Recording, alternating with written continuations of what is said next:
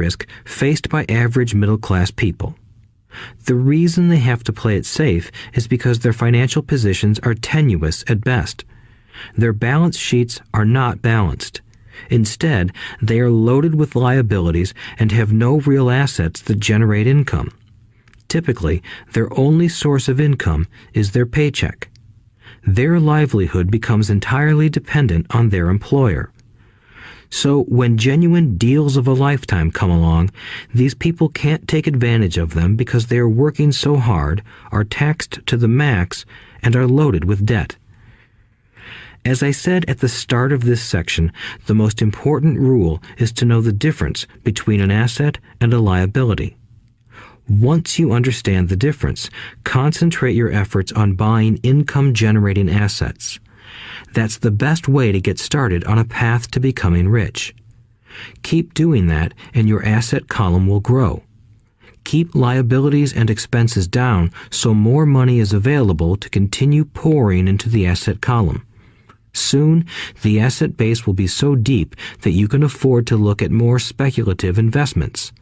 Investments that may have returns of 100% to infinity. $5,000 investments that are soon turned into $1 million or more. Investments that the middle class calls too risky. The investment is not risky for the financially literate. As an employee who is also a homeowner, your working efforts are generally as follows. 1. You work for the company. Employees make their business owner or the shareholders rich, not themselves. Your efforts and success will help provide for the owner's success and retirement. 2. You work for the government. The government takes its share from your paycheck before you even see it. By working harder, you simply increase the amount of taxes taken by the government. Most people work from January to May just for the government. 3. You work for the bank. After taxes, your next largest expense is usually your mortgage and credit card debt. The problem with simply working harder is that each of these 3 levels takes a greater share of your increased efforts. You need to learn how to have your increased efforts benefit you and your family directly. Once you have decided to concentrate on minding your own business, focusing your efforts on acquiring assets instead of a bigger paycheck, how do you set your goals? Most people must keep their job and rely on their wages to fund their acquisition of assets. As their assets grow, how do they measure the extent of their success? When does someone know that they are rich, that they have wealth? As well as having my own definitions for assets and liabilities, I also have my own definition for wealth. Actually, I borrowed it from a man named R. Buckminster Fuller. Some call him a quack, and others call him a genius. Years ago, he got architects buzzing because he applied for a patent for something he called a geodesic dome. But in the application, Fuller also said something about wealth. It was pretty confusing at first, but after reading it, it began to make some sense. Wealth is a person's ability to survive so many number of days forward, or, if I stopped working today, how long could I survive? Unlike net worth, the difference between your assets and liabilities, which is often filled with a person's expensive junk and opinions of what things are worth, this definition creates the possibility for developing a truly accurate measurement. I could now measure and know where I was in terms of my goal to become financially independent. Although net worth often includes non-cash producing assets, like stuff you bought that now sits in your garage, wealth measures how much money your money is making and, therefore, your financial survivability. Wealth is the measure of the cash flow from the asset column compared with the expense column. Let's use an example. Let's say I have cash flow from my asset column of $1,000 a month, and I have monthly expenses of $2,000 a month. What is my wealth? Let's go back to Buckminster Fuller's definition. Using his definition, how many days forward can I survive? Assuming a 30-day month, I have enough cash flow for half a month. When I achieve $2,000 a month cash flow from my assets, then I will be wealthy. So, while I'm not yet rich, I am wealthy. I now have income generated from assets each month that fully cover my monthly expenses.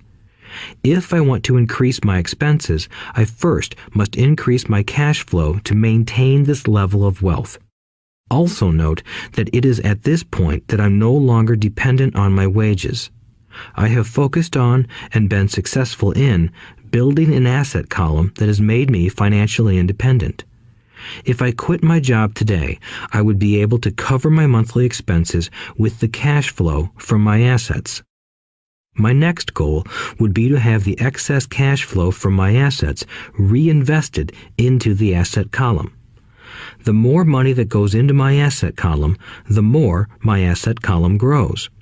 The more my assets grow, the more my cash flow grows. And as long as I keep my expenses less than the cash flow from these assets, I grow richer with more and more income from sources other than my physical labor. As this reinvestment process continues, I am well on my way to becoming rich. Just remember this simple observation. The rich buy assets. The poor only have expenses. The middle class buy liabilities they think are assets. So how do I start minding my own business? What is the answer? Listen to the founder of McDonald's in the next chapter. Chapter 3. Lesson 3. Mind your own business. The rich focus on their asset columns while everyone else focuses on their income statements. In 1974, Ray Kroc, the founder of McDonald's, was asked to speak to the MBA class at the University of Texas at Austin. A friend of mine was a student in that MBA class. After a powerful and inspiring talk, the class adjourned and the students asked Ray if he would join them at their favorite hangout to have a few beers. Ray graciously accepted. "What business am I in?" Ray asked once the group had all their beers in hand. Everyone laughed, my friend said. Most of the MBA students thought Ray was just fooling around. No one answered, so Ray asked again. "What business do you think I'm in?" The students laughed again, and finally one brave soul yelled out, "Ray, who in the world doesn't know that you're in the hamburger business?" Ray chuckled. "That's what I thought you would say." He paused and then quickly added, "Ladies and gentlemen, I'm not in the hamburger business. My business is real estate."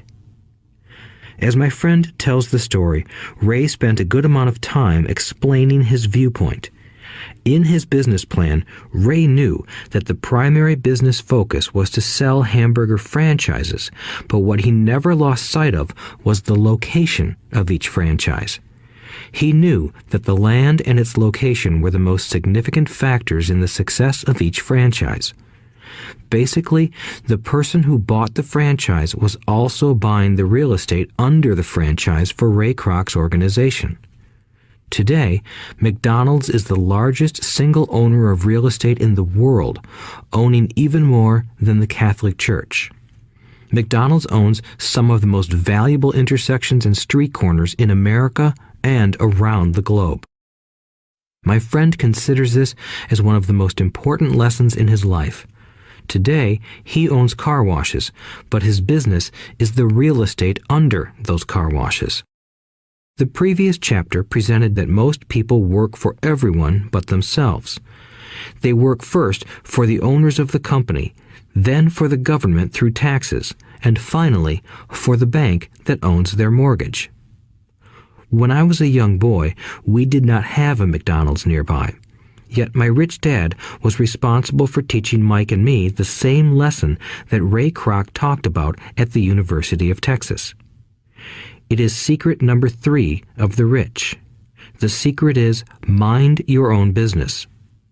Financial struggle is often directly the result of people working all their lives for someone else.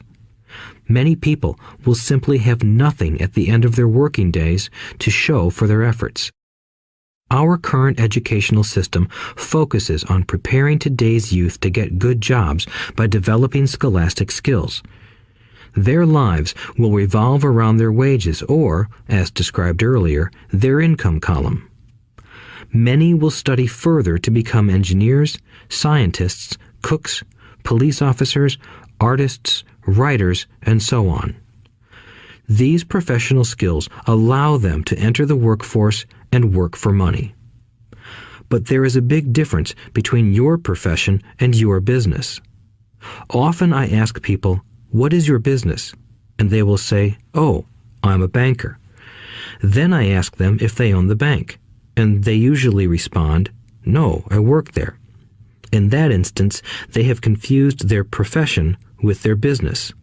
Their profession may be a banker, but they still need their own business. A problem with school is that you often become what you study. So if you study cooking, you become a chef. If you study the law, you become an attorney. And a study of auto mechanics makes you a mechanic. The mistake in becoming what you study is that too many people forget to mind their own business. They spend their lives minding someone else's business and making that person rich. To become financially secure, a person needs to mind their own business. Your business revolves around your asset column, not your income column. As stated earlier, the number one rule is to know the difference between an asset and a liability and to buy assets. The rich focus on their asset columns, while everyone else focuses on their income statements. That is why we hear so often, "I need a raise. If only I had a promotion. I am going back to school to get more training so I can get a better job. I am going to work overtime. Maybe I can get a second job." In some circles, these are sensible ideas, but you are still not minding your own business.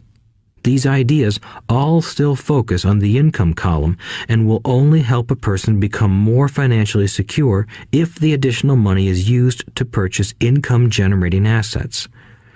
The primary reason the majority of the poor and middle class are fiscally conservative, which means I can't afford to take risks, is that they have no financial foundation. They have to cling to their jobs and play it safe. When downsizing became the in thing to do, millions of workers found out their largest so-called asset, their home, was eating them alive. Their asset was costing them money every month. Their car, another asset, was eating them alive. The golf clubs in the garage that cost $1,000 were not worth $1,000 anymore. Without job security, they had nothing to fall back on. What they thought were assets could not help them survive in a time of financial crisis. I assume most of us have filled out a credit application to buy a house or a car. It's always interesting to look at the net worth section because of what accepted banking and accounting practices allow a person to count as assets. One day when I wanted a loan, my financial position did not look too good. So I added my new golf clubs, my art collection, books, electronics, Armani suits, wristwatches, shoes, and other personal effects to boost the number in the asset column. But I was turned down because I had too much investment real estate. The loan committee didn't like that I made so much money from rent. They wanted to know why I did not have a normal job with a salary. They did not question the Armani suits, golf clubs, or art collection. Life is sometimes tough when you do not fit the standard profile.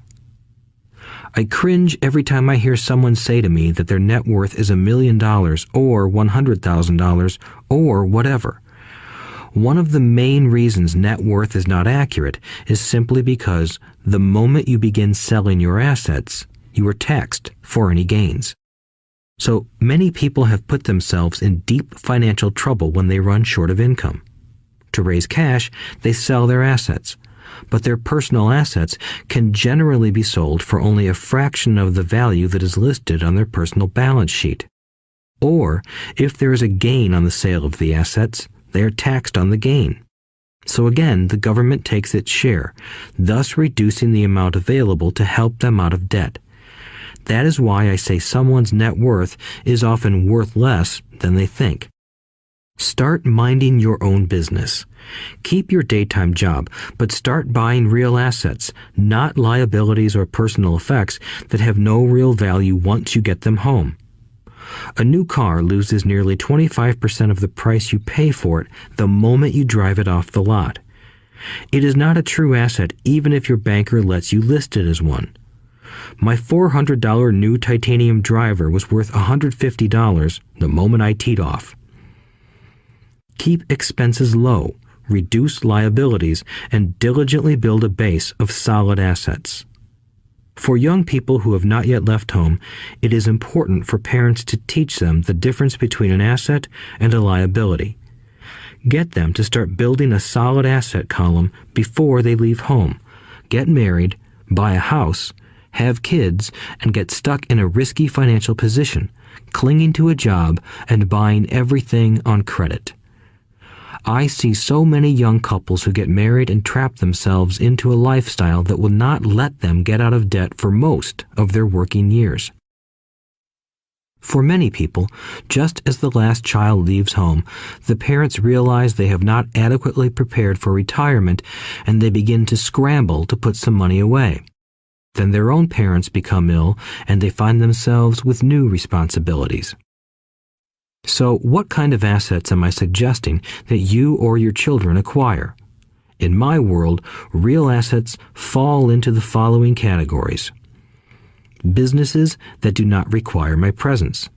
I own them, but they are managed or run by other people. If I have to work there, it's not a business. It becomes my job. Stocks. Bonds. Income-generating real estate.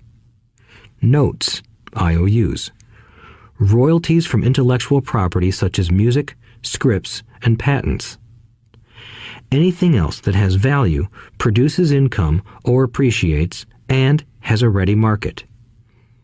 As a young boy, my educated dad encouraged me to find a safe job, but my rich dad encouraged me to begin acquiring assets that I loved. If you don't love it, you won't take care of it. I collect real estate simply because I love buildings and land. I love shopping for them, and I could look at them all day long. When problems arise, the problems aren't so bad that it changes my love for real estate. For people who hate real estate, they shouldn't buy it. I also love stocks of small companies, especially startups, because I am an entrepreneur, not a corporate person.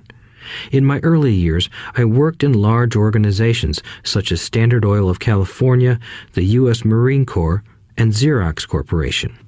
I enjoyed my time with those organizations and have fond memories, but I know deep down I am not a company man. I like starting companies, not running them. So my stock buys are usually of small companies. Sometimes I even start the company and take it public. Fortunes are made in new stock issues, and I love the game. Many people are afraid of small-cap companies and call them risky, and they are. But that risk is diminished if you love what the investment is, understand it, and know the game. With small companies, my investment strategy is to be out of the stock in a year. On the other hand, my real estate strategy is to start small and keep trading up for bigger properties, and, therefore, delay paying taxes on the gain. This allows the value to increase dramatically.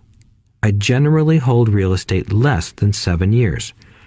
For years, even while I was with the Marine Corps and Xerox, I did what my rich dad recommended. I kept my day job, but I still minded my own business. I was active in my asset column trading real estate and small stocks. Rich Dad always stressed the importance of financial literacy. The better I was at understanding the accounting and cash management, the better I would be at analyzing investments and eventually starting and building my own company. I don't encourage anyone to start a company unless they really want to. Knowing what I know about running a company, I wouldn't wish that task on anyone. There are times when people can't find employment and starting a company seems like the best solution. But the odds are against success.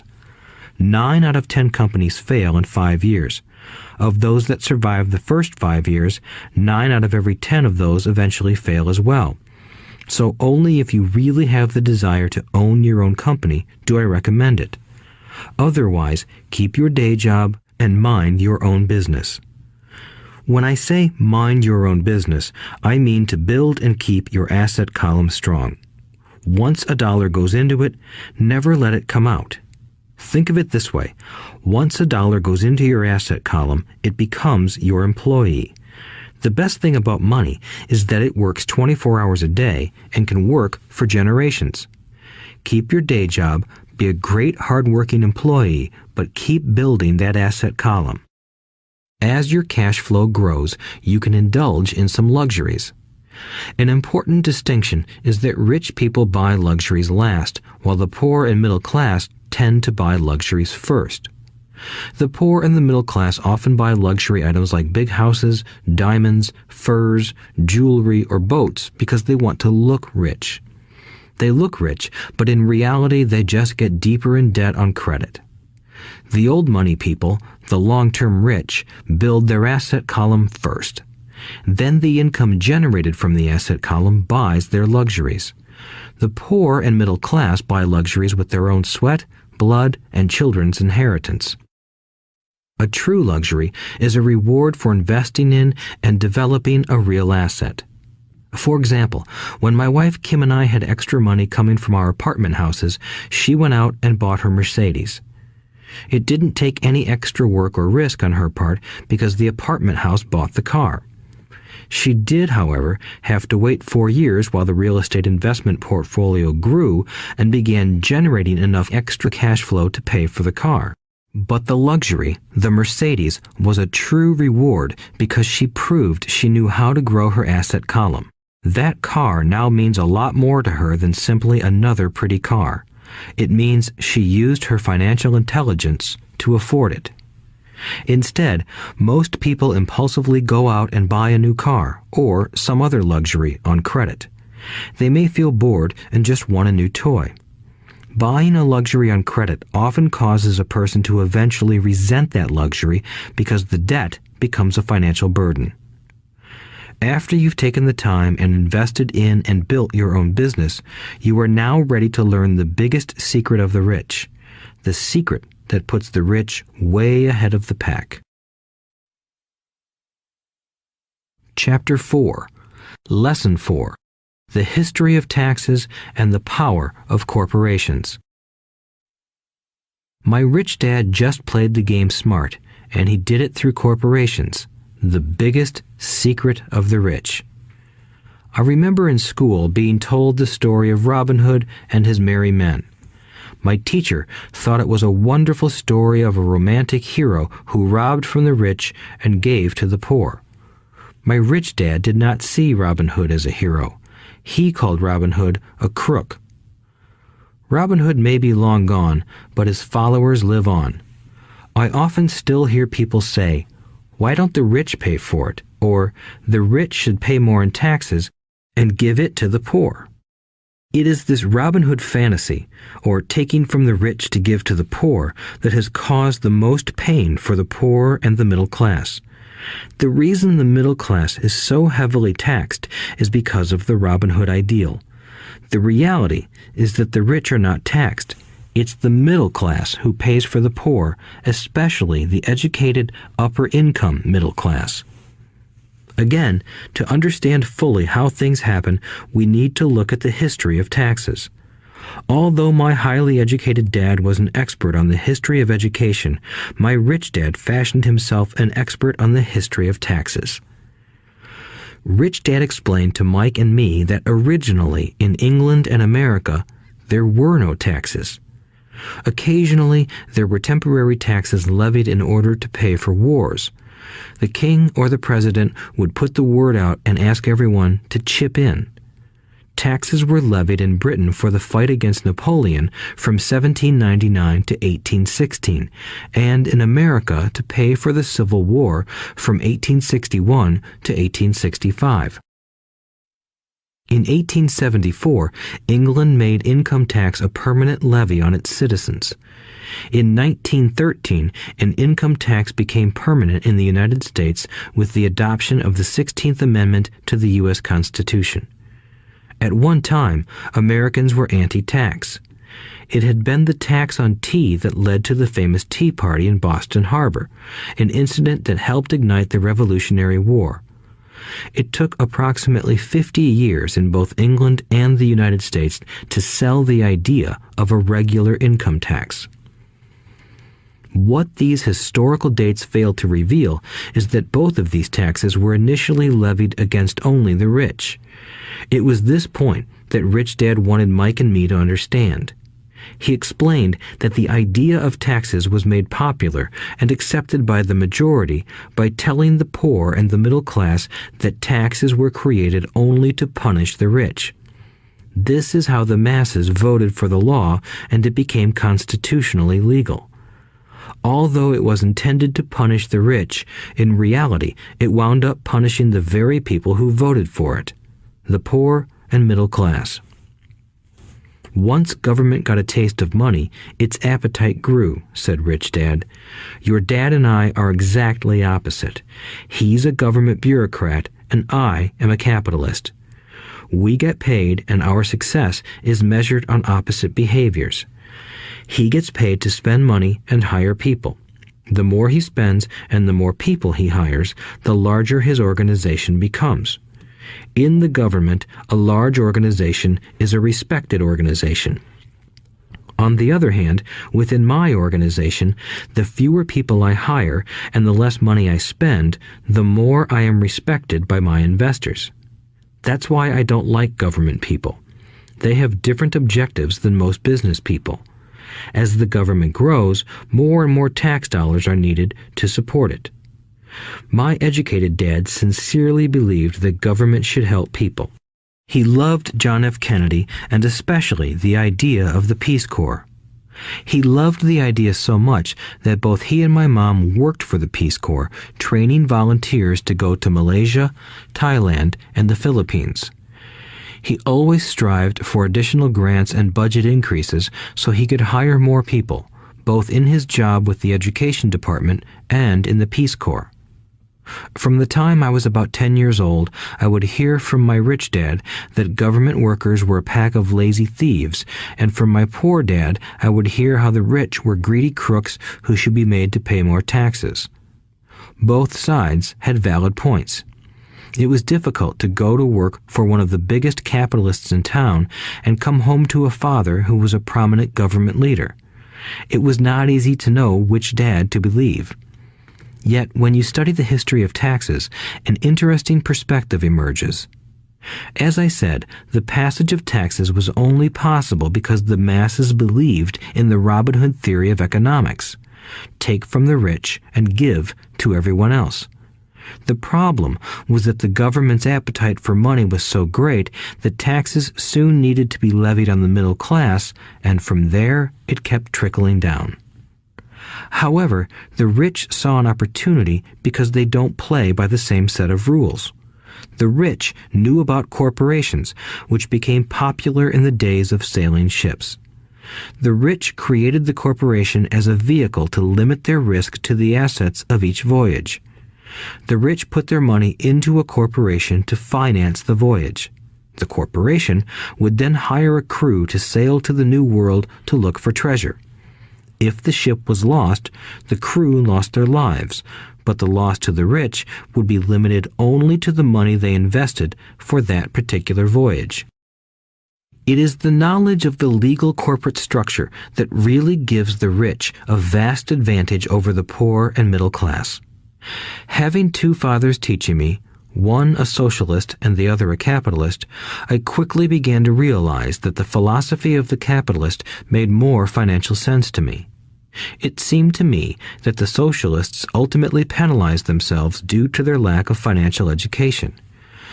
No matter what the take from the rich crowd came up with, the rich always found a way to outsmart them.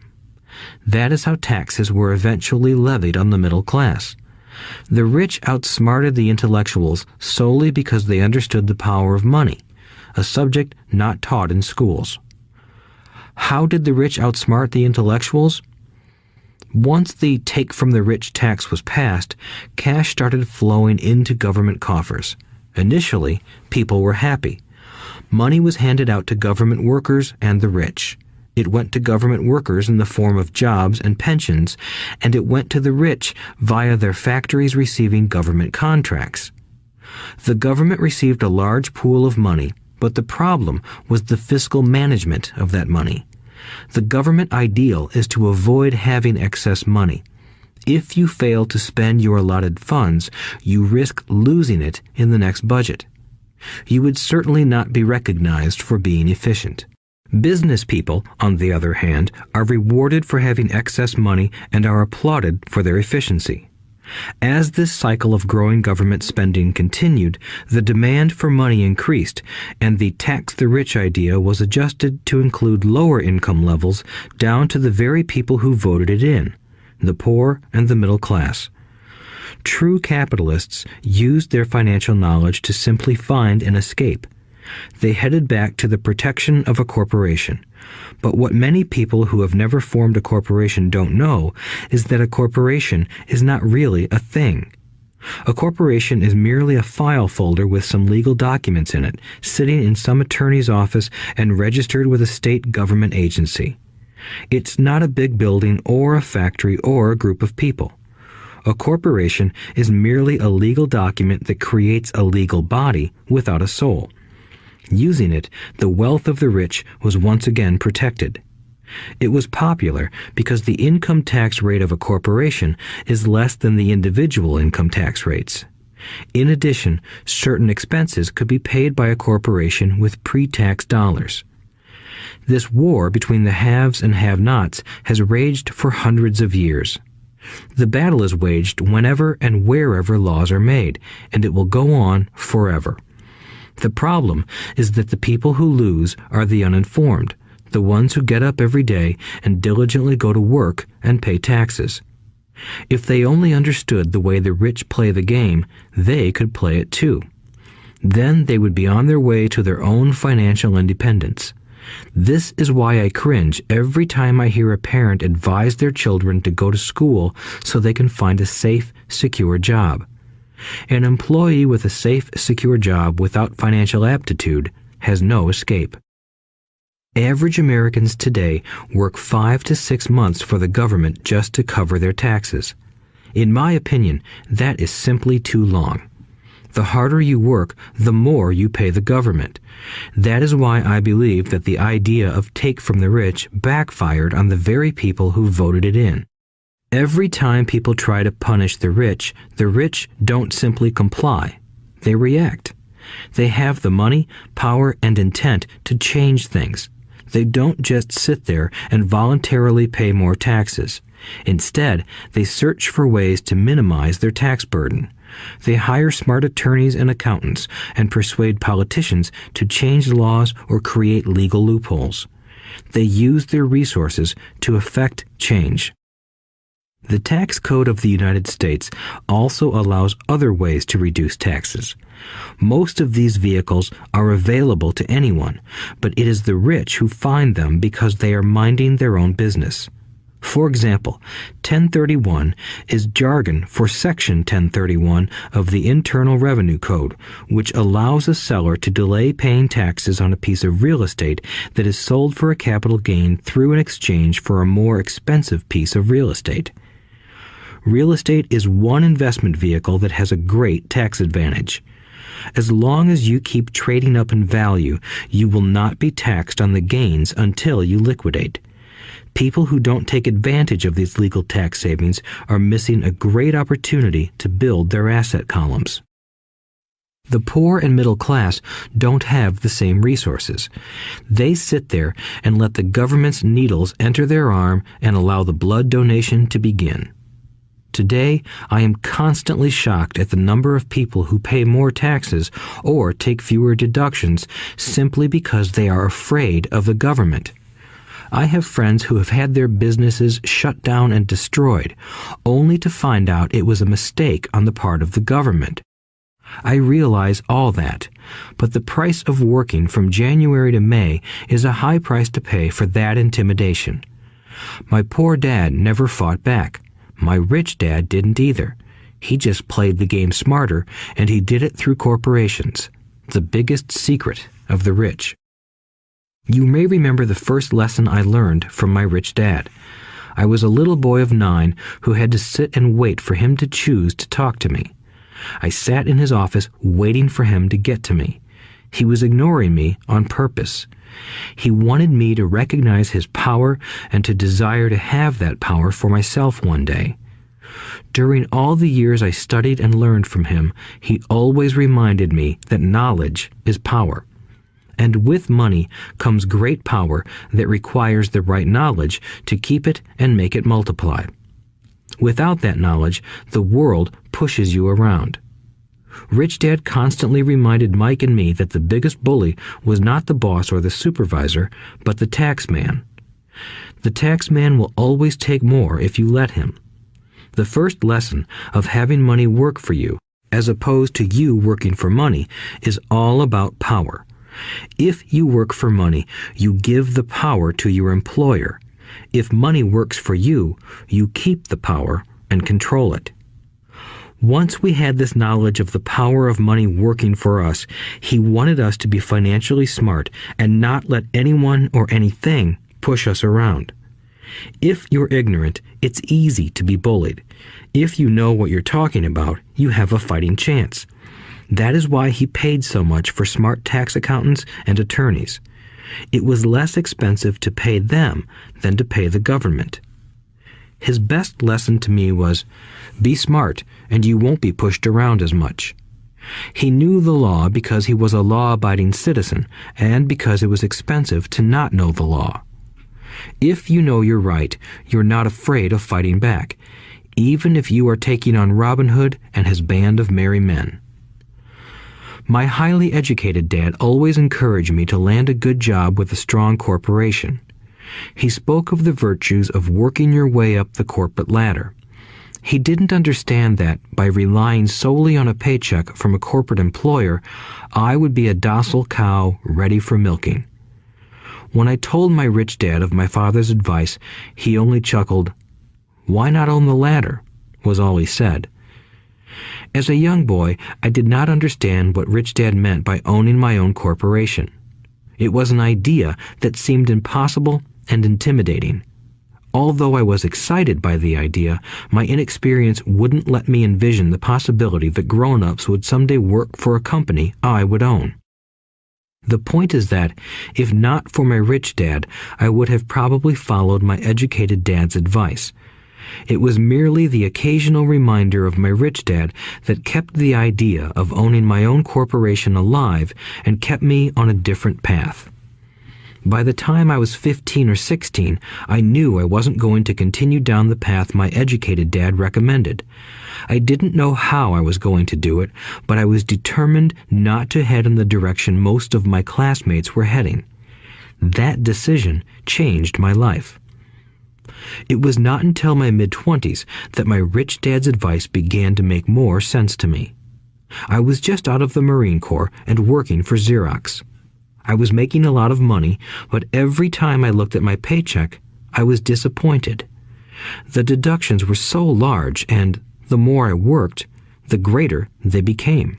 As I became more successful, my bosses talked about promotions and raises. It was flattering, but I could hear my rich dad asking in my ear, "Who are you working for? Who are you making rich?" In 1974, while still an employee for Xerox, I formed my first corporation and began minding my own business.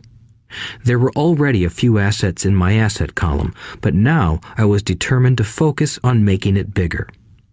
Those paychecks, with all the deductions, made all the years of my rich dad's advice make total sense. I could see the future if I followed my educated dad's advice. Many employers feel that advising their workers to mind their own business is bad for business. But for me, focusing on my own business and developing assets made me a better employee because I now had a purpose. I came in early and worked diligently, amassing as much money as possible so I could invest in real estate. Hawaii was just set to boom, and there were fortunes to be made. The more I realized that we were in the beginning stages of a boom, the more Xerox machines I sold. The more I sold, the more money I made, and, of course, the more deductions came out of my paycheck. It was inspiring. I wanted out of the employee trap so badly that I worked even harder so I could invest more. By 1978, I was consistently one of the top 5 salespeople at the company. I badly wanted out of the rat race. In less than 3 years, I was making more in my real estate holding corporation than I was making at Xerox, and the money I was making in my asset column in my own corporation was money working for me, not me pounding on doors selling copiers.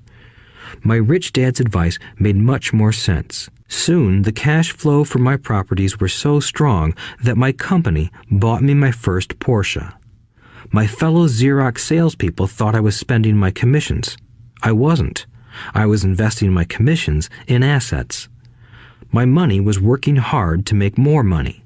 Each dollar in my asset column was a great employee, working hard to make more employees and buy the boss a new Porsche with before-tax dollars. I began to work harder for Xerox. The plan was working, and my Porsche was the proof. By using the lessons I learned from my rich dad, I was able to get out of the proverbial rat race at an early age. It was made possible because of the strong financial knowledge I had acquired through Rich Dad's lessons. Without this financial knowledge, which I call financial intelligence or financial IQ, my road to financial independence would have been much more difficult. I now teach others in the hope that I may share my knowledge with them. I remind people that financial IQ is made up of knowledge from 4 broad areas of expertise. 1. Accounting. Accounting is financial literacy or the ability to read numbers. This is a vital skill if you want to build an empire. The more money you are responsible for, the more accuracy is required, or the house comes tumbling down. This is the left brain side, or the details. Financial literacy is the ability to read and understand financial statements, which allows you to identify the strengths and weaknesses of any business. 2. Investing. Investing is the science of money making money. This involves strategies and formulas which use the creative right brain side. 3. Understanding markets. Understanding markets is the science of supply and demand. You need to know the technical aspects of the market, which are emotion-driven, in addition to the fundamental or economic aspects of an investment. Does an investment make sense or does it not make sense based on current market conditions? 4. The law. A corporation wrapped around the technical skills of accounting, investing, and markets can contribute to explosive growth. A person who understands the tax advantages and protections provided by a corporation can get rich so much faster than someone who is an employee or a small business sole proprietor. It's like the difference between someone walking and someone flying. The difference is profound when it comes to long-term wealth. Tax advantages. A corporation can do many things that an employee cannot, like pay expenses before paying taxes. That is a whole area of expertise that is very exciting. Employees earn and get taxed and then try to live on what is left. A corporation earns, spends everything it can, and is taxed on anything that is left. It's one of the biggest legal tax loopholes that the rich use. They're easy to set up and are not expensive if you own investments that are producing good cash flow. For example, by owning your own corporation, your vacations can be board meetings in Hawaii. Car payments, insurance, repairs, and health club memberships are company expenses. Most restaurant meals are partial expenses and on. But it's done legally with pre-tax dollars. Protection from lawsuits. We live in a litigious society. Everybody wants a piece of your action. The rich hide much of their wealth using vehicles such as corporations and trusts to protect their assets from creditors. When someone sues a wealthy individual, they are often met with layers of legal protection and often find that the wealthy person actually owns nothing. They control everything, but own nothing. The poor and middle class try to own everything and lose it to the government or to fellow citizens who like to sue the rich. They learned it from the Robin Hood story. Take from the rich and give it to the poor. It is not the purpose of this audiobook to go into the specifics of owning a corporation, but I will say that if you own any kind of legitimate assets, I would consider finding out more about the benefits and protection offered by a corporation as soon as possible. There are many books written on the subject that will detail the benefits and even walk you through the steps necessary to set up a corporation. Garrett Sutton's books on corporations provide wonderful insight into the power of personal corporations. Financial IQ is actually the synergy of many skills and talents. I would say it is the combination of the 4 technical skills listed above that make up basic financial intelligence. If you aspire to great wealth, it is the combination of these skills that will greatly amplify your financial intelligence. In summary, business owners with corporations 1. Earn, 2. Spend, 3. Pay taxes. Employees who work for corporations 1. Earn, 2. Pay taxes, 3. Spend. As part of your overall financial strategy, I recommend that you learn about the protection that legal entities can provide for businesses and assets. Chapter 5.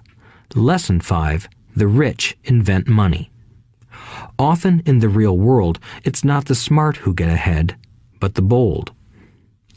Last night, I took a break from writing and watched a TV program on the history of a young man named Alexander Graham Bell. Bell had just patented his telephone and was having growing pains because the demand for his new invention was so strong. Needing a bigger company, he then went to the giant at that time, Western Union, and asked them if they would buy his patent and his tiny company. He wanted $100,000 for the whole package. The president of Western Union scoffed at him and turned him down, saying the price was ridiculous. The rest is history. A multi-billion-dollar industry emerged, and AT&T was born. The evening news came on right after the story of Alexander Graham Bell. On the news was a story of another downsizing at a local company.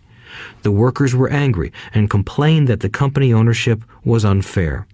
A terminated manager of about 45 years of age had his wife and 2 babies at the plant and was begging the guards to let him talk to the owners to ask if they would reconsider his termination. He had just bought a house and was afraid of losing it. The camera focused in on his pleading for all the world to see. Needless to say, it held my attention. I have been teaching professionally since 1984. It has been a great experience and a rewarding one. It is also a disturbing profession, for I have taught thousands of individuals and I see one thing in common in all of us, myself included. We all have tremendous potential, and we all are blessed with gifts. Yet the one thing that holds all of us back is some degree of self-doubt. It is not so much the lack of technical information that holds us back, but more the lack of self-confidence. Some are more affected than others. Once we leave school, most of us know that it is not so much a matter of college degrees or good grades that count. In the real world, outside of academics, something more than just grades is required. I have heard it called many things: guts, chutzpah, balls, audacity, bravado, cunning, daring, tenacity, and brilliance.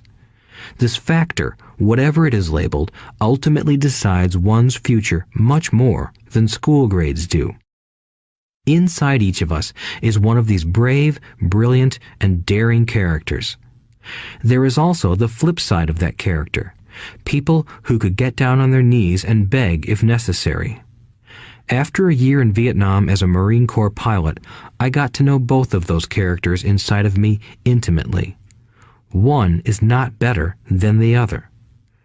Yet, as a teacher, I recognized that it was excessive fear and self-doubt that were the greatest detractors of personal genius. It broke my heart to see students know the answers, yet lack the courage to act on the answer. Often in the real world, it's not the smart who get ahead, but the bold. In my personal experience, your financial genius requires both technical knowledge as well as courage. If fear is too strong, the genius is suppressed. In my classes, I strongly urge students to learn to take risks, to be bold, and to let their genius convert that fear into power and brilliance. It works for some and just terrifies others. I have come to realize that for most people, when it comes to the subject of money, they would rather play it safe. I have had to field questions such as, why take risks? Why should I bother developing my financial IQ? Why should I become financially literate? And I answer, just to have more options. There are huge changes up ahead. In the coming years, there will be more people just like the young inventor Alexander Graham Bell. There will be 100 people like Bill Gates and hugely successful companies like Microsoft created every year all over the world. And there will also be many more bankruptcies, layoffs, and downsizings. So why bother developing your financial IQ? No one can answer that but you. Yet I can tell you why I myself do it. I do it because it is the most exciting time to be alive. I'd rather be welcoming change than dreading change. I'd rather be excited about making millions than worrying about not getting a raise. This period we are in now is a most exciting time, unprecedented in our world's history. Generations from now, people will look back at this period of time and remark at what an exciting era it must have been. It was the death of the old and birth of the new. It was full of turmoil, and it was exciting. So why bother developing your financial IQ? Because if you do, you will prosper greatly. And if you don't, this period of time will be a frightening one. It will be a time of watching some people move boldly forward while others cling to worn-out life preservers. Land was wealth 300 years ago, so the person who owned the land owned the wealth. Later, wealth was in factories and production, and America rose to dominance. The industrialist owned the wealth. Today, wealth is in information, and the person who has the most timely information owns the wealth. The problem is that information flies around the world at the speed of light. The new wealth cannot be contained by boundaries and borders as land and factories were. The changes will be faster and more dramatic. There will be a dramatic increase in the number of new multimillionaires.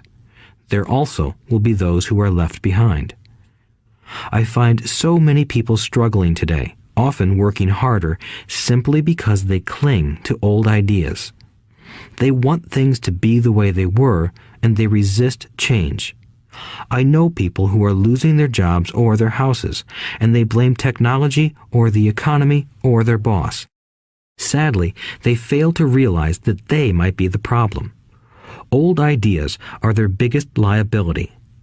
It is a liability simply because they fail to realize that while that idea or way of doing something was an asset yesterday, yesterday is gone. One afternoon, I was teaching how to invest using a board game I had invented, Cash Flow, as a teaching tool. A friend had brought someone along to attend the class. This friend of a friend was recently divorced, had been badly burned in the divorce settlement, and was now searching for some answers. Her friend thought the class might help. The game was designed to help people learn how money works. In playing the game, they learn about the interaction of the income statement with the balance sheet. They learn how cash flows between the two and how the road to wealth is through striving to increase your monthly cash flow from the asset column to the point that it exceeds your monthly expenses. Once you accomplish this, you are able to get out of the rat race and out onto the fast track. As I have said, some people hate the game, some love it, and others miss the point. This woman missed a valuable opportunity to learn something. In the opening round, she drew a doodad card with the boat on it. At first, she was happy. "Oh, I've got a boat." Then, as her friend tried to explain how the numbers worked on her income statement and balance sheet, she got frustrated because she had never liked math. The rest of her table waited while her friend continued explaining the relationship between the income statement, balance sheet, and monthly cash flow. Suddenly, when she realized how the numbers worked, it dawned on her that her boat was eating her alive. Later on in the game, she was also downsized and had a child. It was a horrible game for her. After the class, her friend came by and told me that she was upset. She had come to the class to learn about investing and did not like the idea that it took so long to play a silly game. Her friend attempted to tell her to look within herself to see if the game reflected her in any way. With that suggestion, the woman demanded her money back. She said that the very idea that a game could be a reflection of her was ridiculous. Her money was promptly refunded, and she left. Since 1984, I have made millions simply by doing what the school system does not do. In school, most teachers lecture. I hated lectures as a student. I was soon bored, and my mind would drift. In 1984, I began teaching via games and simulations, and I still rely on these tools today.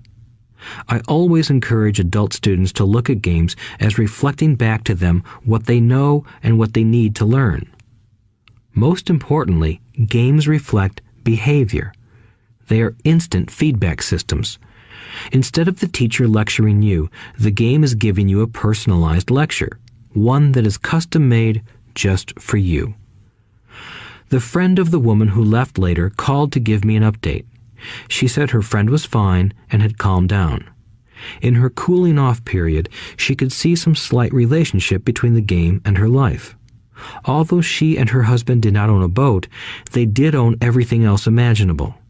She was angry after their divorce, both because he had run off with a younger woman and because, after 20 years of marriage, they had accumulated little in the way of assets. There was virtually nothing for them to split.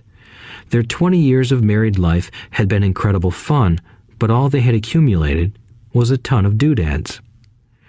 She realized that her anger at doing the numbers, the income statement and balance sheet, came from her embarrassment about not understanding them. She believed that finances were the man's job. She maintained the house and did the entertaining, and he handled the finances. She was now quite certain that in the last 5 years of their marriage, he had hidden money from her. She was angry at herself for not being more aware of where the money was going, as well as for not knowing about the other woman. Just like a board game, the world is always providing us with instant feedback. We could learn a lot if we tuned in more. One day, not long ago, I complained to my wife that the cleaners must have shrunk my pants. My wife gently smiled and poked me in the stomach to inform me that the pants had not shrunk. Something else had expanded. Me. The cash flow game was designed to give every player personal feedback. Its purpose is to give you options. If you draw the boat card and it puts you into debt, the question is, now what can you do? How many different financial options can you come up with? That is the purpose of the game, to teach players to think and create new and various financial options. Thousands of people throughout the world have played this game. The players who get out of the rat race the quickest are the people who understand numbers and have creative financial minds. They recognize different financial options. Rich people are often creative and take calculated risks. People who take the longest are people who are not familiar with numbers and often do not understand the power of investing. Some people playing cash flow gain lots of money in the game, but they don't know what to do with it. Even though they have money, everyone else seems to be getting ahead of them. And that is true in real life. There are a lot of people who have a lot of money and do not get ahead financially. Limiting your options is the same as hanging on to old ideas. I have a friend from high school who now works at 3 jobs. Years ago, he was the richest of all my classmates. When the local sugar plantation closed, the company he worked for went down with the plantation. In his mind, he had but one option, and that was the old option: work hard. The problem was that he couldn't find an equivalent job that recognized his seniority from the old company. As a result, he is overqualified for the jobs he currently has, so his salary is lower. He now works 3 jobs to earn enough to survive. I have watched people playing cash flow complain that the right opportunity cards are not coming their way, so they sit there. I know people who do that in real life. They wait for the right opportunity. I have watched people get the right opportunity card and then not have enough money. Then they complain that they would have gotten out of the rat race if they had had more money. So they sit there. I know people in real life who do that also. They see all the great deals, but they have no money. And I have seen people pull a great opportunity card, read it out loud, and have no idea that it is a great opportunity. They have the money, the time is right, they have the card, but they can't see the opportunity staring them in the face. They fail to see how it fits into their financial plan for escaping the rat race. And I know more people like that than all the others combined. Most people have an opportunity of a lifetime flash right in front of them, and they fail to see it. A year later, they find out about it, after everyone else got rich. Financial intelligence is simply having more options. If the opportunities aren't coming your way, what else can you do to improve your financial position? If an opportunity lands in your lap and you have no money and the bank won't talk to you, what else can you do to get the opportunity to work in your favor? If your hunch is wrong and what you've been counting on doesn't happen, how can you turn a lemon into millions? That is financial intelligence. It is not so much what happens, but how many different financial solutions you can think of to turn a lemon into millions.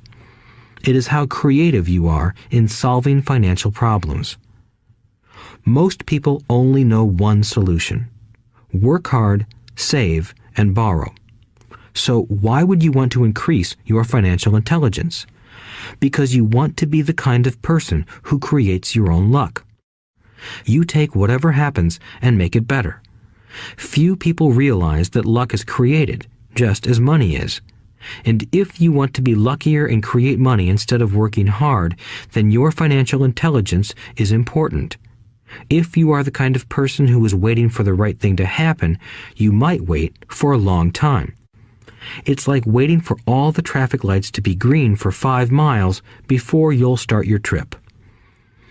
As young boys, Mike and I were constantly told by my rich dad that money is not real. Rich Dad occasionally reminded us of how close we came to the secret of money on that first day we got together and began making money out of plaster of Paris. The poor and middle class work for money, he would say. The rich make money. The more real you think money is, the harder you will work for it. If you can grasp the idea that money is not real, you will grow richer faster. What is it? Was a question Mike and I often came back with. What is money if it is not real? What we agree it is, was all Rich Dad would say. The single most powerful asset we all have is our mind. If it is trained well, it can create enormous wealth seemingly instantaneously. An untrained mind can also create extreme poverty that can crush a family for generations. In the information age, money is increasing exponentially. A few individuals are getting ridiculously rich from nothing, just ideas and agreements. If you ask many people who trade stocks or other investments for a living, they see it done all the time. Often, millions can be made instantaneously from nothing. And by nothing, I mean no money was exchanged.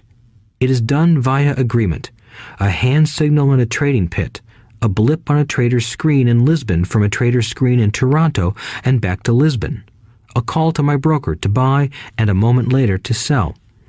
Money did not change hands. Agreements did. So why develop your financial genius? Only you can answer that. I can tell you why I have been developing this area of my intelligence. I do it because I want to make money fast. Not because I need to, but because I want to. It is a fascinating learning process. I develop my financial IQ because I want to participate in the fastest game and biggest game in the world. And, in my own small way, I would like to be part of this unprecedented evolution of humanity, the era where humans work purely with their minds and not with their bodies. Besides, it is where the action is. It is what is happening. It's hip, it's scary, and it's fun. That is why I invest in my financial intelligence, developing the most powerful asset I have. I want to be with people moving boldly forward. I do not want to be with those left behind. I will give you a simple example of creating money. In the early 1990s, the economy of Phoenix, Arizona was horrible. I was watching a TV show when a financial planner came on and began forecasting doom and gloom. His advice was to save money. Put $100 away every month, he said. In 40 years, you will be a multimillionaire. Well, putting money away every month is a sound idea. It is one option, the option most people subscribe to. The problem is this. It blinds the person to what is really going on. It causes them to miss major opportunities for much more significant growth of their money. The world is passing them by. As I said, the economy was terrible at that time. For investors, this is the perfect market condition. A chunk of my money was in the stock market and in apartment houses. I was short of cash. Because people were giving properties away, I was buying. I was not saving money. I was investing. Kim and I had more than $1 million in cash working in a market that was rising fast. It was the best opportunity to invest. The economy was terrible. I just could not pass up these small deals. Houses that were once $100,000 were now $75,000. But instead of shopping with local real estate agents, I began shopping at the bankruptcy attorney's office or the courthouse steps. In these shopping places, a $75,000 house could sometimes be bought for $20,000 or less. For $2,000, which was loaned to me from a friend for 90 days for $200, I gave an attorney a cashier's check as a down payment. While the acquisition was being processed, I ran an ad advertising a $75,000 house for only $60,000 and no money down. The phone rang hard and heavy. Prospective buyers were screened, and once the property was legally mine, all the prospective buyers were allowed to look at the house. It was a feeding frenzy. The house sold in a few minutes. I asked for a $2,500 processing fee, which they gladly handed over, and the escrow and title company took over from there. I returned the $2,000 to my friend with an additional $200. He was happy, the home buyer was happy, the attorney was happy, and I was happy. I had sold a house for $60,000 that cost me $20,000. The $40,000 was created from money in my asset column in the form of a promissory note from the buyer. Total working time, 5 hours. So, now that you are on your way to becoming more financially literate and skilled at reading numbers, I will tell you why this is an example of money being invented. During this depressed market, Kim and I were able to do 6 of these simple transactions in our spare time. While the bulk of our money was in larger properties and the stock market, we were able to create more than $190,000 in assets, notes at 10% interest, in those 6 buy, create, and sell transactions. That comes to approximately $19,000 a year income, much of it sheltered through our private corporation. Much of that $19,000 a year goes to pay for our company cars, gas, trips, insurance, dinners with clients, and other things. By the time the government gets a chance to tax that income, it's been spent on legally allowed pre-tax expenses.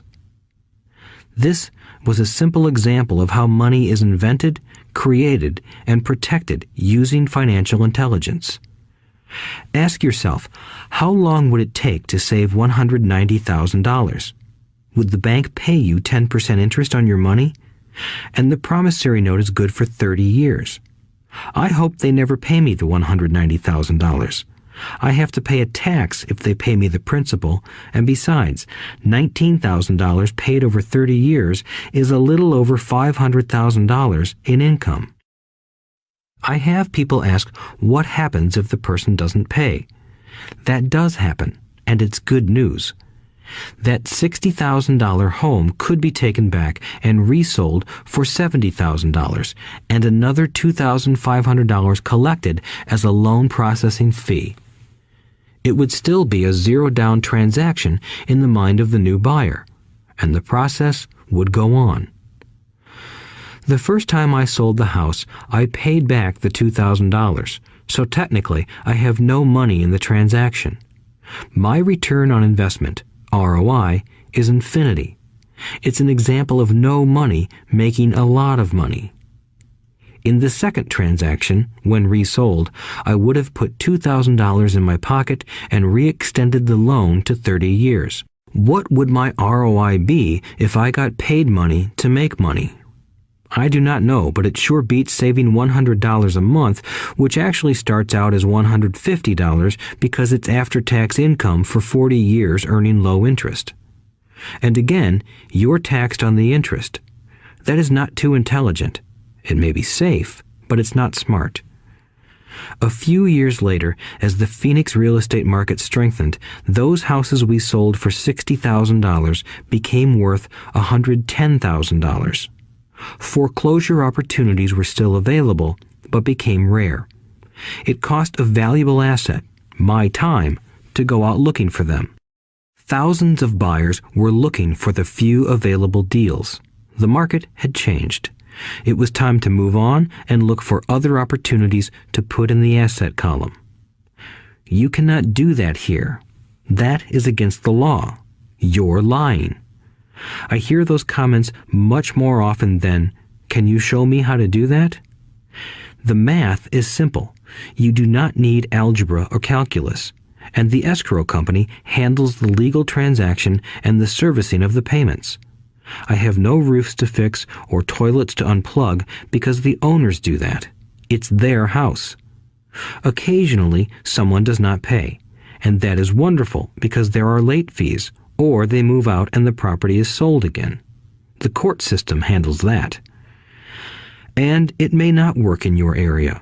The market conditions may be different, but the example illustrates how a simple financial process can create hundreds of thousands of dollars with little money and low risk. It is an example of money being only an agreement. Anyone with a high school education can do it. Yet most people won't. Most people listen to the standard advice of work hard and save money. For about 30 hours of work, approximately $190,000 was created in the asset column, and no taxes were paid. Which one sounds harder to you? 1. Work hard, pay 50% in taxes, save what is left, your savings, then earn 5%, which is also taxed. Or 2. Take the time to develop your financial intelligence, harness the power of your brain and the asset column. If you use option number 1, be sure to factor in how much time it takes you to save $190,000. Time is one of your greatest assets. Now, you may understand why I silently shake my head when I hear parents say, "My child is doing well in school and receiving a good education." It may be good, but is it adequate? I know the above investment strategy is a small one. It is used to illustrate how small can grow into big. Again, my success reflects the importance of a strong financial foundation, which starts with a strong financial education. I have said it before, but it's worth repeating. Financial intelligence is made up of these 4 main technical skills. 1. Accounting. Accounting is financial literacy, or the ability to read numbers. This is a vital skill if you want to build businesses or investments. 2. Investing. Investing is the science of money making money. 3. Understanding markets. Understanding markets is the science of supply and demand. Alexander Graham Bell gave the market what it wanted. So did Bill Gates. A $75,000 house offered for $60,000 that cost $20,000 was also the result of seizing an opportunity created by the market. Somebody was buying, and someone was selling. 4.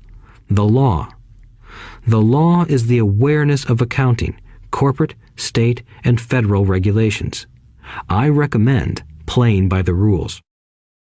It is this basic foundation, or the combination of these skills, that is needed to be successful in the pursuit of wealth, whether it be through the buying of small homes, apartment buildings, companies, stocks, bonds, precious metals, baseball cards, or the like. A few years later, the real estate market rebounded and everyone else was getting in. The stock market was booming and everyone was getting in. The U.S. economy was getting back on its feet. I began selling and was now traveling to Peru, Norway, Malaysia, and the Philippines. The investment landscape had changed. We were no longer buying real estate. Now I just watch the values climb inside the asset column and will probably begin selling. I suspect that some of those 6 little house deals will sell and the $40,000 note will be converted to cash. I need to call my accountant to be prepared for cash and seek ways to shelter it. The point I would like to make is that investments come and go. The market goes up and comes down. Economies improve and crash. The world is always handing you opportunities of a lifetime, every day of your life, but all too often we fail to see them. But they are there. And the more the world changes and the more technology changes, the more opportunities there will be to allow you and your family to be financially secure for generations to come. So why bother developing your financial intelligence? Again, only you can answer that. I know why I continue to learn and develop. I do it because I know there are changes coming. I'd rather welcome change than cling to the past. I know there will be market booms and market crashes. I want to continually develop my financial intelligence because at each market change, some people will be on their knees begging for their jobs. Others, meanwhile, will take the lemons that life hands them, and we are all handed lemons occasionally, and turn them into millions. That's financial intelligence. I am often asked about the lemons I have turned into millions. I hesitate using many more examples of personal investments because I am afraid it comes across as bragging or tooting my own horn. That is not my intention. I use the examples only as numerical and chronological illustrations of actual and simple cases. I use the examples because I want you to know that it is easy. And the more familiar you become with the 4 pillars of financial intelligence, the easier it becomes. Personally, I use 2 main vehicles to achieve financial growth: real estate and small cap stocks. I use real estate as my foundation. Day in and day out, my properties provide cash flow and occasional spurts of growth and value. The small cap stocks are used for fast growth. I do not recommend anything that I do. The examples are just that, examples. If the opportunity is too complex and I do not understand the investment, I don't do it. Simple math and common sense are all you need to do well financially. There are 5 reasons for using examples. 1. To inspire people to learn more. 2. To let people know it is easy if the foundation is strong. 3. To show that anyone can achieve great wealth. 4. To show that there are millions of ways to achieve your goals. 5. To show that it's not rocket science. In 1989, I used to jog through a lovely neighborhood in Portland, Oregon. It was a suburb that had little gingerbread houses. They were small and cute. I almost expected to see Little Red Riding Hood skipping down the sidewalk on her way to Granny's. There were for sale signs everywhere. The timber market was terrible. The stock market had just crashed, and the economy was depressed. On one street, I noticed a for sale sign that was up longer than most. It looked old. Jogging past it one day, I ran into the owner, who looked troubled. "What are you asking for your house?" I asked. The owner turned and smiled weakly. "Make me an offer," he said. "It's been for sale for over a year. Nobody even comes by anymore to look at it." "I'll look," I said, and I bought the house a half hour later for $20,000 less than his asking price. It was a cute little 2-bedroom home with gingerbread trim on all the windows. It was light blue with gray accents and had been built in 1930. Inside, there was a beautiful rock fireplace, as well as 2 tiny bedrooms. It was a perfect rental house. I gave the owner $5,000 down for a $45,000 house that was really worth $65,000, except that no one wanted to buy it. The owner moved out in a week, happy to be free, and my first tenant moved in, a local college professor. After the mortgage, expenses, and management fees were paid, I put a little less than $40 in my pocket at the end of each month. Hardly exciting. A year later, the depressed Oregon real estate market had begun to pick up. California investors, flush with money from their still booming real estate market, were moving north and buying up Oregon and Washington. I sold that little house for $95,000 to a young couple from California who thought it was a bargain. My capital gains of approximately $40,000 were placed into a 1031 tax-deferred exchange, and I went shopping for a place to put my money. In about a month, I found a 12-unit apartment house right next to the Intel plant in Beaverton, Oregon. The owners lived in Germany, had no idea what the place was worth, and again, just wanted to get out of it. I offered $275,000 for a $450,000 building. They agreed to $300,000. I bought it and held it for 2 years. Utilizing the same 1031 exchange process, we sold the building for $495,000 and bought a 30-unit apartment building in Phoenix, Arizona. We had moved to Phoenix by then to get out of the rain and needed to sell anyway. Like the former Oregon market, the real estate market in Phoenix was depressed. The price of the 30-unit apartment building in Phoenix was $875,000, with $225,000 down. The cash flow from the 30 units was a little over $5,000 a month. The Arizona market began moving up, and a few years later, a Colorado investor offered us $1.2 million for the property. The point of this example is how a small amount can grow into a large amount. Again, it is a matter of understanding financial statements, investment strategies, a sense of the market, and the laws. If people are not versed in these subjects, then obviously they must follow standard dogma, which is to play it safe, diversify, and only invest in secure investments. The problem with secure investments is that they are often sanitized, that is, made so safe that the gains are less. Most large brokerage houses will not touch speculative transactions in order to protect themselves and their clients, and that is a wise policy. The really hot deals are not offered to people who are novices. Often, the best deals that make the rich even richer are reserved for those who understand the game. It is technically illegal to offer speculative deals to someone who is considered not sophisticated, but of course, it happens. The more sophisticated I get, the more opportunities come my way. Another case for developing your financial intelligence over a lifetime is simply that more opportunities are presented to you. And the greater your financial intelligence, the easier it is to tell whether a deal is good. It's your intelligence that can spot a bad deal or make a bad deal good.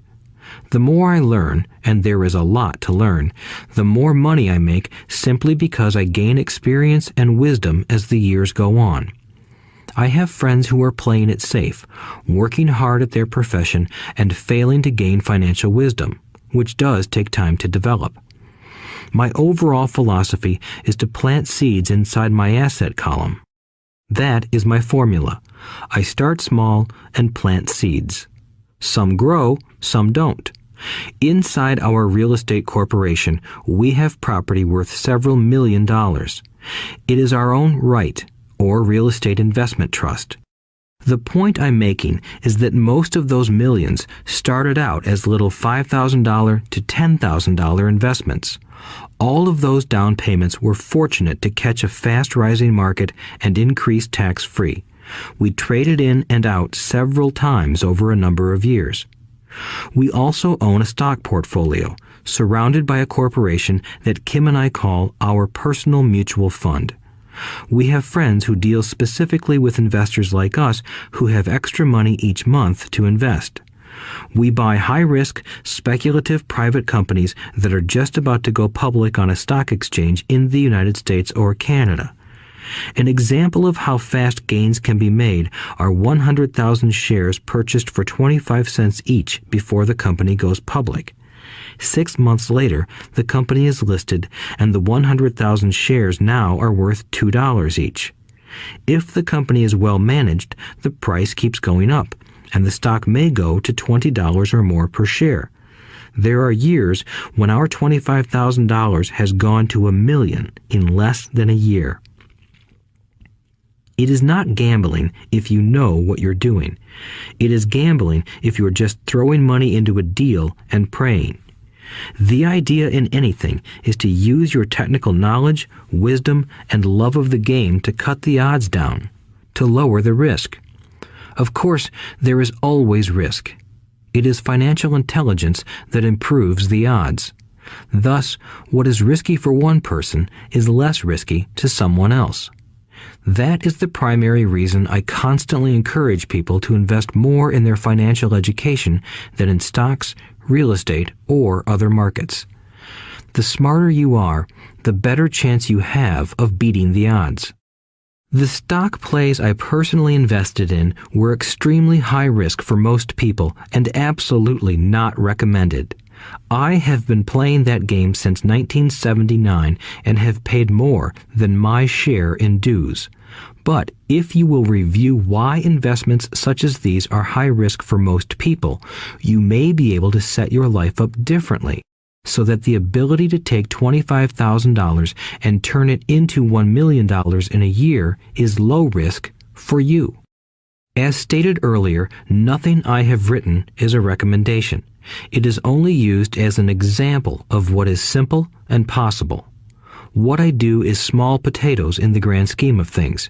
Yet, for the average individual, a passive income of more than $100,000 a year is nice and not hard to achieve. Depending on the market and how smart you are, it could be done in 5 to 10 years. If you keep your living expenses modest, $100,000 coming in as additional income is pleasant, regardless of whether you work. You can work if you like, or take time off if you choose, and use the government tax system in your favor rather than against you. My personal basis is real estate. I love real estate because it's stable and slow-moving. I keep the base solid. The cash flow is fairly steady and, if properly managed, has a good chance of increasing in value. The beauty of a solid base of real estate is that it allows me to take greater risks, as I do with speculative stocks. If I make great profits in the stock market, I pay my capital gains tax on the gain and then reinvest what's left in real estate, again further securing my asset foundation. A last word on real estate. I have traveled all over the world and taught investing. In every city, I hear people say you cannot buy real estate cheap. That is not my experience. Even in New York or Tokyo, or just on the outskirts of the city, prime bargains are overlooked by most people. In Singapore, with their high real estate prices, there are still bargains to be found within a short driving distance. So whenever I hear someone say, "You can't do that here," pointing at me, I remind them that maybe the real statement is, "I don't know how to do that here. Yet." Great opportunities are not seen with your eyes. They are seen with your mind. Most people never get wealthy simply because they are not trained financially to recognize opportunities right in front of them. I am often asked, how do I start? In the final chapter of this audiobook, I offer 10 steps that I followed on the road to my financial freedom. But always remember to have fun. When you learn the rules and the vocabulary of investing and begin to build your asset column, I think you'll find that it's as fun a game as you've ever played. Sometimes you win, and sometimes you learn. But have fun. Most people never win because they're more afraid of losing. That is why I found school so silly. In school, we learn that mistakes are bad, and we are punished for making them. Yet if you look at the way humans are designed to learn, we learn by making mistakes. We learn to walk by falling down. If we never fell down, we would never walk. The same is true for learning to ride a bike. I still have scars on my knees, but today I can ride a bike without thinking. The same is true for getting rich. Unfortunately, the main reason most people are not rich is because they are terrified of losing. Winners are not afraid of losing, but losers are. Failure is part of the process of success. People who avoid failure also avoid success. I look at money much like my game of tennis. I play hard, make mistakes, correct, make more mistakes, correct, and I get better. If I lose the game, I reach across the net, shake my opponent's hand, smile, and say, "See you next Saturday." There are two kinds of investors. One, the first and most common type is a person who buys a packaged investment. They call a retail outlet, such as a real estate company, a stockbroker, or a financial planner, and they buy something. It could be a mutual fund, a right, a stock, or bond. It is a clean and simple way of investing. An analogy would be a shopper who goes to a computer store and buys a computer right off the shelf. 2. The second type is an investor who creates investments. This investor usually assembles a deal in the same way a person who buys components builds a computer. I do not know the first thing about putting components of a computer together, but I do know how to put pieces of opportunities together, or know people who know how. It is this second type of investor who is the more professional investor. Sometimes it may take years for all the pieces to come together. And sometimes they never do. It is this second type of investor that my rich dad encouraged me to be. It is important to learn how to put the pieces together, because that is where the huge wins reside, and sometimes some huge losses if the tide goes against you. If you want to be the second type of investor, you need to develop 3 main skills. These skills are in addition to those required to become financially intelligent. 1. Find an opportunity that everyone else missed. You see with your mind what others miss with their eyes. For example, a friend bought this run-down old house. It was spooky to look at. Everyone wondered why he bought it. What he saw that we did not was that the house came with 4 extra empty lots. He discovered that after going to the title company. After buying the house, he tore the house down and sold the 5 lots to a builder for 3 times what he paid for the entire package. He made $75,000 for 2 months of work. It's not a lot of money, but it sure beats minimum wage. And it's not technically difficult. 2. Raise money. The average person only goes to the bank. This second type of investor needs to know how to raise capital, and there are many ways that don't require a bank. To get started, I learned how to buy houses without a bank. It was the learned skill of raising money more than the houses themselves that was priceless.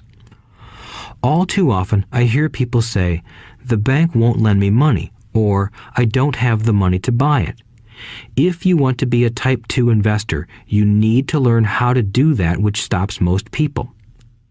In other words, a majority of people let their lack of money stop them from making a deal. If you can avoid that obstacle, you will be millions ahead of those who don't learn those skills. There have been many times I have bought a house, a stock, or an apartment building without a penny in the bank. I once bought an apartment house for $1.2 million. I did what is called tying it up with a written contract between seller and buyer. I then raised the $100,000 deposit, which bought me 90 days to raise the rest of the money. Why did I do it? Simply because I knew it was worth $2 million. I never raised the money. Instead, the person who put up the $100,000 gave me $50,000 for finding the deal, took over my position, and I walked away. Total working time? 3 days. Again, it's what you know more than what you buy. Investing is not buying. It's more a case of knowing. 3. Organize smart people. Intelligent people are those who work with or hire a person who is more intelligent than they are. When you need advice, make sure you choose your advisor wisely. There is a lot to learn, but the rewards can be astronomical. If you do not want to learn those skills, then being a Type 1 investor is highly recommended. It is what you know that is your greatest wealth. It is what you do not know that is your greatest risk. There is always risk, so learn to manage risk instead of avoiding it. Chapter 6. Lesson 6. Work to learn, don't work for money. Job security meant everything to my educated dad. Learning meant everything to my rich dad. A few years ago, I granted an interview with a newspaper in Singapore. The young female reporter was on time, and the interview got underway immediately. We sat in the lobby of a luxurious hotel, sipping coffee and discussing the purpose of my visit to Singapore. I was to share the platform with Zig Ziglar. He was speaking on motivation, and I was speaking on the secrets of the rich. "Someday, I would like to be a best-selling author like you," she said. I had seen some of the articles she had written for the paper, and I was impressed. She had a tough, clear style of writing. Her articles held a reader's interest. "You have a great style," I said in reply. "What holds you back from achieving your dream?" "My work does not seem to go anywhere," she said quietly. "Everyone says that my novels are excellent, but nothing happens. So I keep my job with the paper. At least it pays the bills. Do you have any suggestions?" "Yes, I do," I said brightly. "A friend of mine here in Singapore runs a school that trains people to sell. He runs sales training courses for many of the top corporations here in Singapore, and I think attending one of his courses would greatly enhance your career." She stiffened. "Are you saying I should go to school to learn to sell?" I nodded. "You aren't serious, are you?" Again, I nodded. "What is wrong with that?" I was now backpedaling. She was offended by something, and now I was wishing I had not said anything. In my attempt to be helpful, I found myself defending my suggestion. "I have a master's degree in English literature. Why would I go to school to learn to be a salesperson? I am a professional. I went to school to be trained in a profession so I would not have to be a salesperson. I hate salespeople. All they want is money. So tell me why I should study sales." She was packing her briefcase. The interview was over. On the coffee table sat a copy of an earlier best-selling book I wrote. I picked it up as well as the notes she had jotted down on her legal pad. "Do you see this?" I said, pointing to her notes. She looked down at her notes. "What?" she said, confused. Again, I pointed deliberately to her notes. On her pad she had written, "Robert Kiyosaki, best-selling author." "It says best-selling author, not best writing author," I said quietly. Her eyes widened. "I am a terrible writer," I said. "You are a great writer. I went to sales school. You have a master's degree. Put them together, and you get a best-selling author and a best writing author." Anger flared from her eyes. "I'll never stoop so low as to learn how to sell. People like you have no business writing. I'm a professionally trained writer, and you are a salesman. It is not fair," she fumed. She put the rest of her notes away and hurried out through the large glass doors into the humid Singapore morning. At least she gave me a fair and favorable write-up the next morning. The world is filled with smart, talented, educated, and gifted people. We meet them every day. They are all around us. A few days ago, my car was not running well. I pulled into a garage, and the young mechanic had it fixed in just a few minutes. He knew what was wrong by simply listening to the engine. I was amazed. I am constantly shocked at how little talented people earn. I have met brilliant, highly educated people who earn less than $20,000 a year. A business consultant who specializes in the medical trade was telling me how many doctors, dentists, and chiropractors struggle financially. All this time, I thought that when they graduated, the dollars would pour in.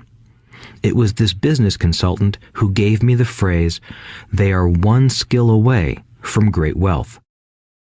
What this phrase means is that most people need only to learn and master one more skill, and their income would jump exponentially. I have mentioned before that financial intelligence is a synergy of accounting, investing, marketing, and law. Combine those 4 technical skills, and making money with money is easier than most people would believe. When it comes to money, the only skill most people know is to work hard. The classic example of a synergy of skills was that young writer for the newspaper. If she diligently learned the skills of sales and marketing, her income would jump dramatically. If I were her, I would take some courses in advertising copywriting as well as sales. Then, instead of working at the newspaper, I would seek a job at an advertising agency. Even if it were a cut in pay, she would learn how to communicate in shortcuts that are used in successful advertising. She also would spend time learning public relations, an important skill. She would learn how to get millions in free publicity.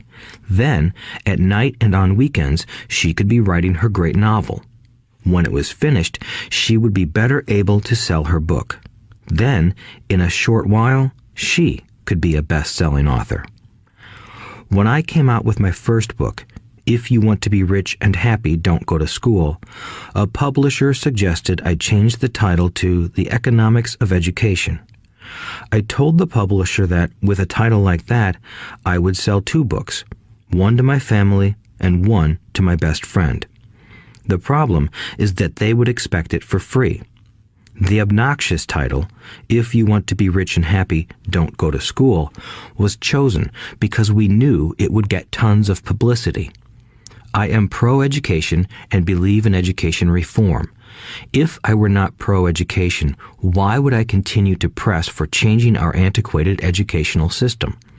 So I chose a title that would get me on more TV and radio shows simply because I was willing to be controversial. Many people thought I was a fruitcake, but the book sold and sold.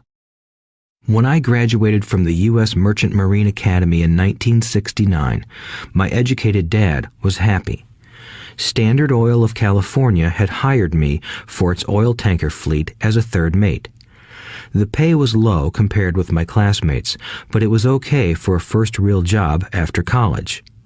My starting pay was about $42,000 a year, including overtime, and I only had to work for 7 months. I had 5 months of vacation. If I had wanted to, I could have taken the run to Vietnam with a subsidiary shipping company and easily doubled my pay instead of taking 5 months of vacation. I had a great career ahead of me, yet I resigned after 6 months with the company and joined the Marine Corps to learn how to fly. My educated dad was devastated. Rich Dad congratulated me. In school and in the workplace, the popular opinion is the idea of specialization. That is, in order to make more money or get promoted, you need to specialize. That is why medical doctors immediately begin to seek a specialty such as orthopedics or pediatrics. The same is true for accountants, architects, lawyers, pilots, and others. My educated dad believed in the same dogma. That is why he was thrilled when he eventually achieved his doctorate. He often admitted that schools reward people who study more and more about less and less. Rich Dad encouraged me to do exactly the opposite. You want to know a little about a lot, was his suggestion. That is why for years I worked in different areas of his companies. For a while, I worked in his accounting department. Although I would probably never have been an accountant, he wanted me to learn via osmosis. Rich Dad knew I would pick up jargon and a sense of what is important and what is not. I also worked as a busboy and construction worker as well as in sales, reservations, and marketing. He was grooming Mike and me. That is why he insisted we sit in on the meetings with his bankers, lawyers, accountants, and brokers. He wanted us to know a little about every aspect of his empire. When I quit my high-paying job with Standard Oil, my educated dad had a heart-to-heart talk with me. He was bewildered. He could not understand my decision to resign from a career that offered high pay, great benefits, lots of time off, and opportunity for promotion. When he asked me one evening, "Why did you quit?" I could not explain it to him, though I tried hard to. My logic did not fit his logic. The big problem was that my logic was my rich dad's logic.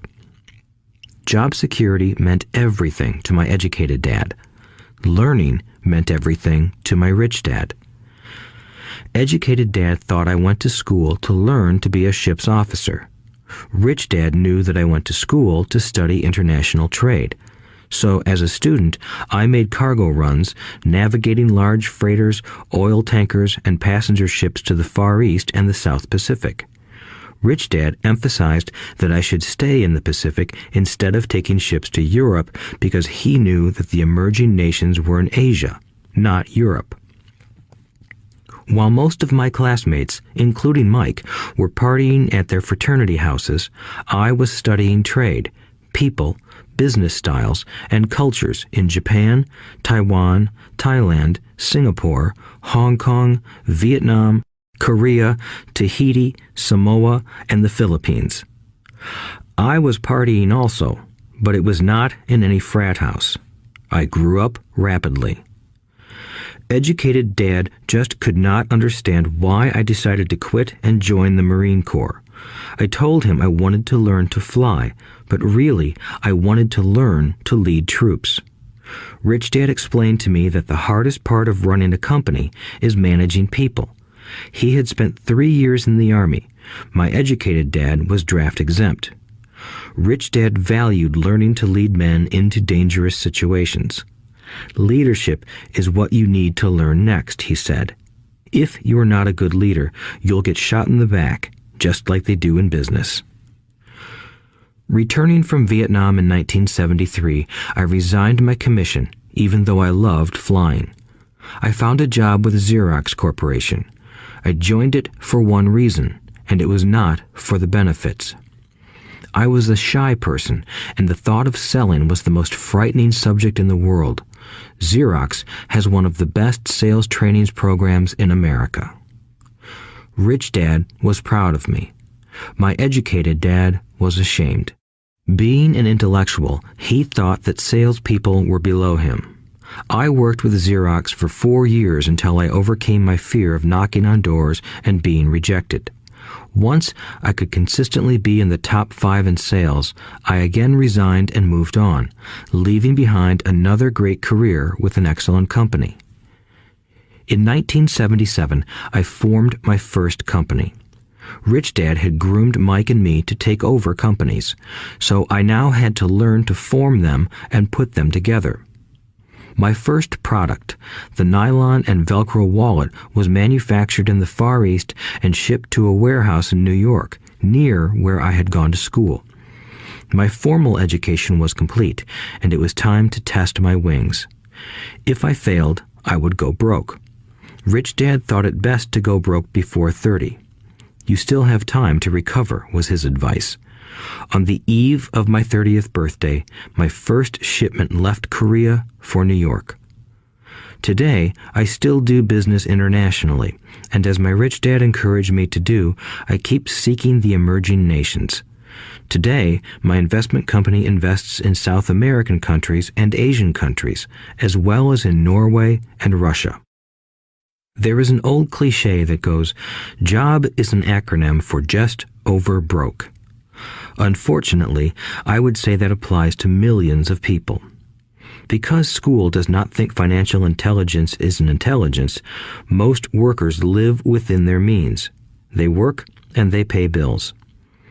There is another horrible management theory that goes, workers work hard enough to not be fired, and owners pay just enough so that workers won't quit.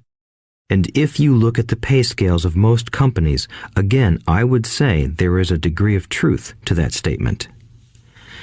The net result is that most workers never get ahead. They do what they've been taught to do, get a secure job.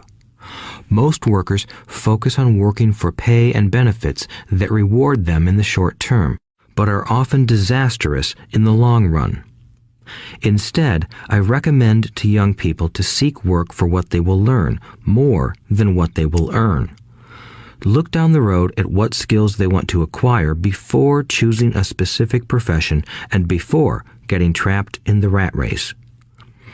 Once people are trapped in the lifelong process of bill paying, they become like those little hamsters running around in those metal wheels. Their little furry legs are spinning furiously. The wheel is turning furiously, but come tomorrow morning, they'll still be in the same cage. Great job. In the movie Jerry Maguire, starring Tom Cruise, there are many great one-liners. Probably the most memorable is, "Show me the money." But there is one line I thought most truthful. It comes from the scene where Tom Cruise is leaving the firm. He has just been fired, and he is asking the entire company, "Who wants to come with me?" And the whole place is silent and frozen. Only one woman speaks up and says, "I'd like to, but I'm due for a promotion in 3 months." That statement is probably the most truthful statement in the whole movie.